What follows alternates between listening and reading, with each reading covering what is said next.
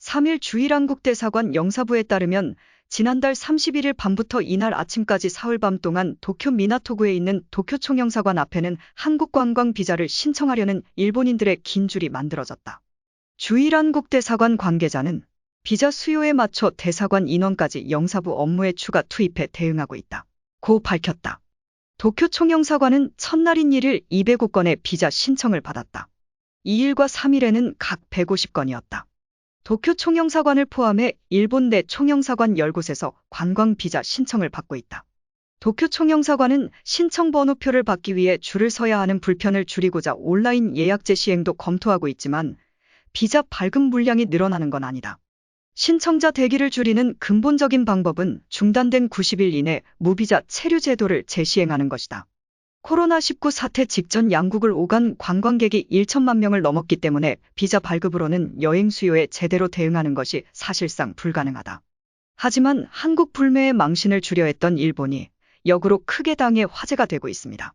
기시다가 이런 분위기를 잠재우기 위해 특단의 대책까지 내놨지만 한국에 패배했다는 일본인들의 비판을 막지 못하고 있습니다. 외신까지 주목한 현재 상황. 무슨 일이 벌어지고 있는지 자세히 알아보겠습니다. 최근 기시다가 여행자 입국을 허용했을 때 일본 언론들은 한국에 관한 기사를 쏟아낸 바 있습니다. 한국인의 방일 러시가 시작됐다며 일본에 대한 보이콧은 망각의 저편으로 흘러갔다. 고 비꼬았던 것입니다. 일본은 한국인들의 불매에 대해 다양한 방식으로 맞불을 놓아왔습니다. 2019년 불매가 급격히 퍼졌을 때 한국인들의 일본 여행 취소가 급증한 적이 있었는데 당시 홍대에서 한국 남성이 일본 여성의 머리채를 잡은 사건이 하나 있었습니다. 일본 언론들은 젊은 여성들에게 한국은 무서운 곳이니 찾지 말 것을 당부하기도 했습니다. 당시 이를 두고 한국의 불매에 대응하기 위해 일본 쪽의 연출이 아니냐는 의심이 상당했던 상황입니다. 일본은 현재도 해당 사건을 부각시키며 젊은 여성들의 방안을 적극 말리고 있습니다. 그런데 이번에 여행이 재개되자 놀라운 현상이 나타나 일본 정부를 당혹스럽게 하고 있습니다. 영사관 앞에 한국 관광 비자를 신청하려는 이들로 며칠째 수백 미터의 긴 줄이 생긴 것입니다. 코로나 이전인 2019년 한국을 찾은 일본인 관광객은 300만 명대로 같은 해 한국인은 500만 명이 일본을 찾은 바 있습니다. 여행을 촉진시켰던 상호 무비자 체류 제도는 코로나 이후 중단이 되어 있습니다. 그런데 2년 만에 관광비자가 재개되자 갑자기 일본인들이 몰려 장사진을 이룬 상황입니다. 이런 열기는 일본 정부의 예상을 훌쩍 뛰어넘었다는 보도까지 나오고 있습니다. 대사관은 인원을 추가로 투입해 대응하고 있지만 워낙 신청자가 많아 한계에 차 있습니다. 여행업계 관계자도 관광비자 접수 절차가 복잡한데 이 정도로 몰릴 줄은 몰랐다. 며 놀라워했습니다. 지난달 설문조사 때 관광비자를 받아서라도 한국에 가겠다는 응답은 22% 정도였습니다. 이 정도 열기라면 무비자 방문 재개 시 신청자는 더 폭발적으로 늘 것이라는 분석입니다. 관광비자 접수를 위해 줄을 선 일본인의 90%는 여성입니다. 최근 엔화 가치가 하락하고 인천 나리타 항공권 가격이 6만 엔대까지 올랐지만 일본인들의 한국 방문 열기는 식을 줄 모르고 있습니다. 최근 원 엔화늘은 다시 한번 급락해 100엔당 956원을 기록한 상태입니다. 달러 대비 원화 가치도 하락했지만 일본 엔화는 더 크게 폭락한 것입니다. 그들은 한국 여행을 오래 기다려왔다. 며 비용은 큰 문제가 아니다. 라고 입을 모으고 있습니다. K-POP에 빠져가고 싶다는 생각뿐이고 몹시 기대된다. 는 언급까지 했습니다. 중간에 비자 발급 인원수 제한에 걸린 여성은 큰 아쉬움을 나타내기도 했습니다. 그들은 한국의 코로나 관리 상황에 큰 신뢰감을 표하고 있습니다. 올 초 오미크론이 퍼지긴 했지만 2달여 만에 정점 대비 60분의 한 수준으로 떨어졌고 최근에는 1만 명대를 유지하며 일본보다 더 적은 숫자가 됐기 때문입니다. 특히 놀라운 것은 한국 내에서의 치사율이 단 0.1%라는 사실입니다. 세계 평균보다 5배 이상 낮은 수치인데 독감과 비슷한 수준이 되고 있습니다. 이에 일본인들도 안심하고 한국을 찾을 수 있는 분위기가 된 상황입니다. 반면 일본 내에서는 방일 여행객의 실증 투어 중 코로나 확진자가 발생해 난리가 나고 있습니다. 이는 일본 뉴스 랭킹 1위에 올랐을 정도로 화제가 된 상황입니다. 일본은 여행 재개에 앞서 미국, 호주, 태국, 싱가포르에서 소수의 투어객을 받아 실증 시험을 했고 태국에서 온 회사원 4명 중 1명에서 코로나가 발견된 상황입니다.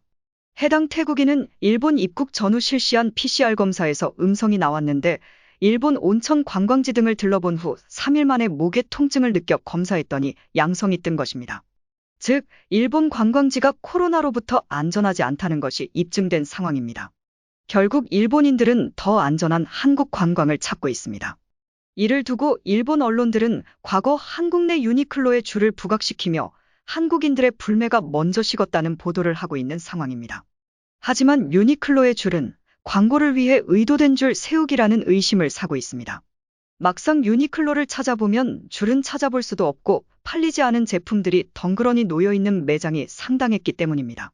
작년 유니클로의 영업손익이 530억 원 흑자로 돌아선 것에 대해서도 반일운동이 끝난 것 아니냐는 기사가 올라온 적이 있는데 이 또한 과거 190개 매장 중 손실이 큰 곳 60여 개를 우선적으로 줄여 나타난 착시현상이라는 의견이 상당합니다. 현재도 유니클로 매장은 하나 들 사라지고 있어 불매가 멈추지 않은 것입니다. 일본 정부는 한국을 가기 위해 비자 발급을 신청하려는 이들이 급증하자 부랴부랴 자국 여행으로 관심을 돌리는 긴급 대책을 내놓으며 진화에 나서고 있습니다. 6월 4일 기시다 총리는 Go2 캠페인을 재개하는 방향으로 조정에 들어간 것으로 나타났습니다. Go2 캠페인은 자국인이 숙박이나 식당 등을 이용할 경우 할인 혜택을 제공하는 정책입니다. 과거 큰 호응을 얻지 못했기에 명칭까지 바꾸며 재추진을 준비하고 있습니다. 이를 본 일본인들은 기사마다 수천 건 이상의 댓글이 달며 비판을 쏟아내고 있습니다. 명칭을 바꾸는 것은 기존 인쇄물을 폐기해야 해 비용이 드는 데다 외국인 여행자를 늘리는 것이 더 효과적이라는 것입니다. 하지만 한국 비자 신청이 급증하고 방일 분위기는 생각만큼 올라오지 않아 7월 참의원 선거를 앞둔 일본 정부를 더욱 다급하게 하고 있다는 분석입니다. 이는 수출 규제 후 나타난 현상과 비슷하다는 의견까지 나오고 있습니다. 최근 일본 내에서는 아베의 수출 규제가 대실패로 끝났다는 보도가 쏟아지고 있습니다.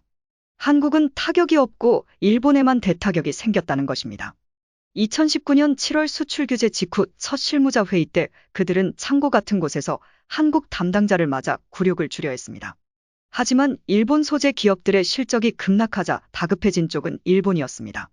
최근 아사히 신문은 한국 제조업의 필수적인 100개 품목의 일본 의존도가 2019년 31%에서 작년 25%로까지 감소했다는 설명과 함께 수출 규제를 가한 3가지 품목에 대한 현실을 언급하며 일본 정부를 비판하고 있습니다. 불화수소의 수입액은 2019년 3,600만 달러에서 작년 1,200만 달러로 66%나 감소했으며 포토레지스트의 대일 의존도는 절반으로 줄었고 폴리이미드 필름은 수입하지 않게 됐다는 것입니다. 그들은 한국이 아베의 공격을 막아냈으며 탈일본에 성공했다는 평가를 한 상황입니다. 아베 정부가 500억엔 수준의 일본 반도체 소재 수출을 막아 15조엔 규모의 한국 반도체 산업 전체에 타격을 줄 수 있다고 호언장담했지만 실제로 한국이 받은 타격은 크지 않았다는 지적을 한 것입니다.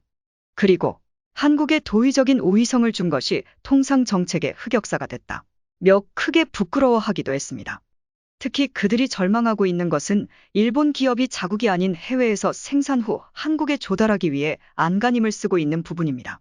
그동안 선진기술 유출 경계 등으로 현지 생산을 꺼렸던 일본 기업들이 최근 한국에 진출해 생산을 시작하고 있는 것에 큰 우려를 표하고 있습니다. 수출 규제가 한국 진출을 부추기는 경제 안보의 부메랑이 됐다면서 말입니다. 실제로 일본 대표 포토레지스트 생산업체 스미토모 화학은 올 6월부터 한국에서 본격 양산을 시작한 상태입니다. 지난해 9월 100억엔을 들여 설비 증설을 시작한 후 8개월 만의 일입니다. EUV 포토레지스트는 빛으로 회로 모양을 찍어내는 노광 공정에 활용되는 필수 소재입니다. 도쿄오카공업 TOK 또한 인천 송도에서 EUV 포토레지스트 생산을 시작했고 시네스화학은 같은 공장에서 OEM 방식의 생산을 타진하고 있습니다. 반도체 장비업체 도쿄일렉트론 또한 한국에 2천억 원 규모의 R&D 센터를 짓고 있는 상황입니다. 일본 수출 규제가 실패했다는 것은 삼성전자의 영업이익을 봐도 알 수 있습니다. 2019년 27조 원이던 영업이익은 1년 만에 35조 원대로 올라서더니 작년 51조로 불어난 상황입니다. 게다가 올해는 63조 원의 영업이익이 기대되고 있습니다. 즉 일본이 피해를 주기는커녕 오히려 경쟁력을 높여줬다는 것을 알 수 있습니다. 실제로 미쓰비시 등 일본 대기업들의 품질 조작 보도는 시시때때로 나왔으며 해킹을 당한 사례 또한 한국보다 월등히 많이 보고되고 있습니다. 일본은 한국을 더 이상 따라잡을 수 없는 상황으로 몰리고 있습니다. 최근 일본 정부가 TSMC 공장을 유치하며 투자금의 절반인 4조 원 정도를 지원해 반도체 산업을 살리겠다고 호언장담했으나 이는 최근 삼성 발표로 더욱 초라해지고 있습니다. 삼성이 향후 5년간 반도체나 바이오 등에 450조 원을 투자한다는 방침을 밝혔기 때문입니다. 이와 함께 8만 명을 신규 채용하겠다는 계획을 세우고 있는 상태입니다. 즉, 일본은 삼성의 100분의 1에도 못 미치는 투자로 따라잡겠다는 황당한 꿈을 꾸고 있는 것입니다. 한국은 일본의 꼼수에 말려들지 말고 지속 정진해 나가길 바랍니다.